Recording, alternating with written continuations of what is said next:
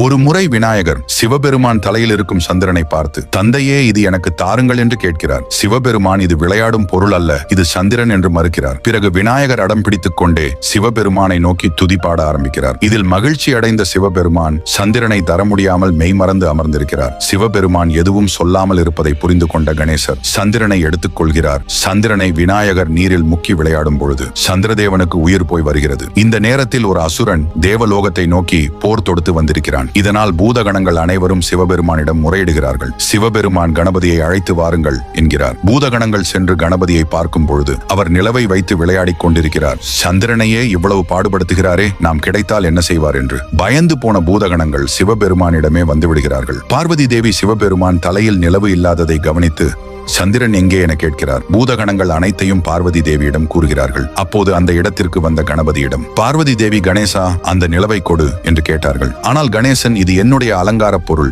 இது என்னிடம்தான் இருக்க ஆசைப்படுகிறது என்கிறார். உடனே சந்திர பகவான் பயத்தில் நடுங்க ஆரம்பிக்கிறார். விநாயகர் சிரித்துக் கொண்டேன் நிலவை சிவபெருமானின் தலையில் வைக்கிறார். உங்களுக்கு கணேசர் பிடிக்கும் என்றால் ஓம் கணபதி என்று கமெண்ட் செய்து நமது சேனலை ஒரு சப்ஸ்கிரைப் செய்து கொள்ளுங்கள்.